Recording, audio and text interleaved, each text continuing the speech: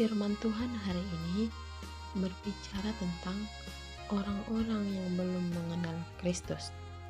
Kita bisa baca pada kitab Hosea pasal 4 ayat 1-6. Demikian firman Tuhan. Dengarlah firman Tuhan, hai orang Israel, sebab Tuhan mempunyai perkara dengan penduduk negeri ini. Sebab tidak ada kesetiaan dan tidak ada kasih dan tidak ada pengenalan akan Allah di negeri ini. Hanya mengutuk, berbohong, membunuh, mencuri, berzina, melakukan kekerasan, dan penumpahan darah menyusul penumpahan darah. Sebab itu negeri ini akan berkabung dan seluruh penduduknya akan merana. Juga binatang-binatang di padang dan burung-burung di udara, bahkan ikan-ikan di laut akan mati lenyap. Hanya janganlah ada orang mengadu dan janganlah ada orang menegur, sebab terhadap engkaulah pengaduanku itu, hai imam.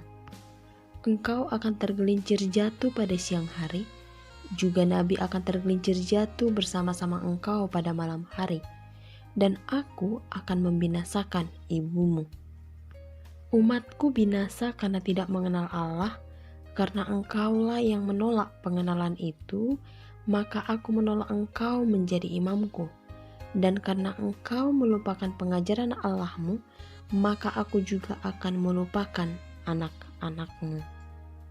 Saudara-saudari yang terkasih dalam nama Tuhan Yesus Kristus, dalam nats ini menjelaskan bahwa bangsa Israel pada masa Nabi Hosea adalah orang yang berkhianat dan hidup tanpa kesetiaan dan kasih.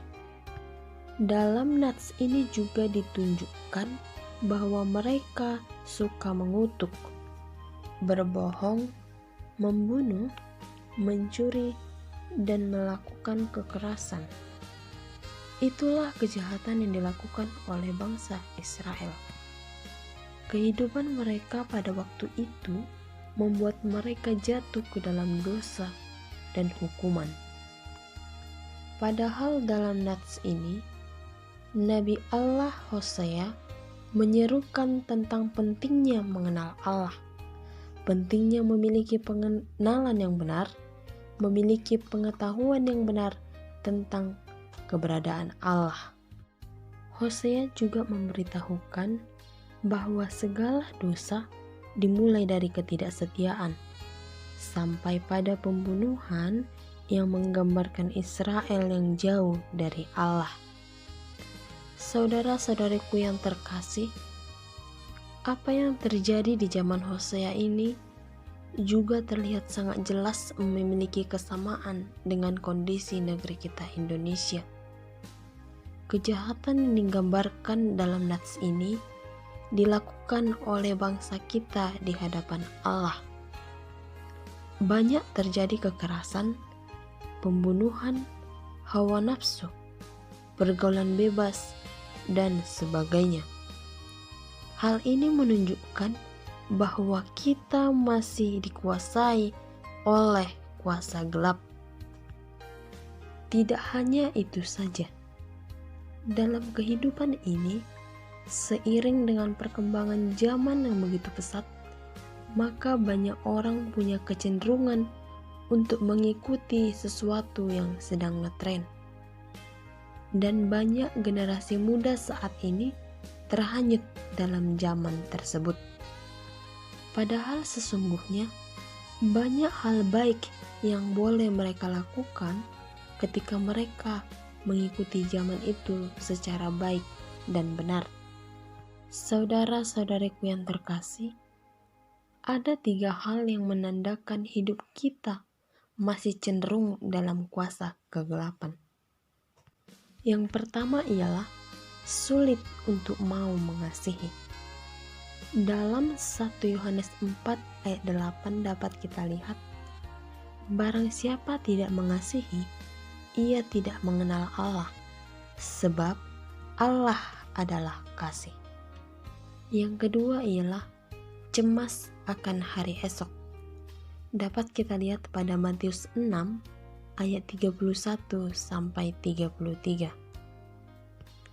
Sebab janganlah kamu khawatir dan berkata, apakah yang akan kami makan? Apakah yang akan kami minum? Apakah yang akan kami pakai?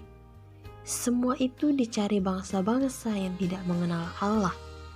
Akan tetapi Bapamu yang di sorga tahu bahwa kamu memerlukan semuanya itu. Tetapi carilah dahulu kerajaan Allah dan kebenarannya, maka semuanya itu akan ditambahkan kepadamu. Dan yang ketiga ialah mengutamakan penampilan lahiriah dan hidup semaunya sendiri. Dapat kita lihat pada Matius 6 ayat 5 sampai dengan 8. Dan apabila kamu berdoa, janganlah berdoa seperti orang munafik. Mereka suka mengucapkan doanya dengan berdiri dalam rumah-rumah ibadat dan pada tikungan-tikungan jalan raya, supaya mereka dilihat orang. Aku berkata kepadamu, sesungguhnya mereka sudah mendapat upahnya. Tetapi jika engkau berdoa, masuklah ke dalam kamarmu, tutuplah pintu, dan berdoalah kepada Bapamu yang ada di tempat bersembunyi. Maka Bapamu yang melihat yang tersembunyi akan membalasnya kepadamu. Lagi pula dalam doamu itu, janganlah kamu bertele-tele seperti kebiasaan orang yang tidak mengenal Allah. Mereka menyangka bahwa karena banyaknya kata-kata, doanya akan dikabulkan. Jadi, janganlah kamu seperti mereka, karena Bapamu mengetahui apa yang kamu perlukan sebelum kamu minta kepadanya. Oleh sebab itu, marilah kita renungkan perbuatan kita. Sadar atau tidak sadar kita lakukan itu, marilah kita tinggalkan semuanya itu. Dengan kita meninggalkan semua hal buruk di masa lalu, maka hidup kita akan lebih berarti. Firman Tuhan mengingatkan kita agar kita sebagai umat akan binasa ketika kita tidak mengenal Tuhan. Saat ini, marilah kita waspada dan harus kembali pada kebenaran firman Tuhan. Karena hal ini menjadi penuntun sebagai pelita yang menerangi jalan kita di saat gelap.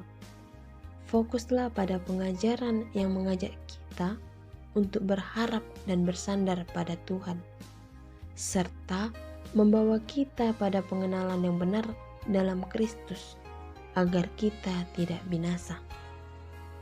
Seperti ada pepatah mengatakan, hari ini lebih baik dari hari kemarin.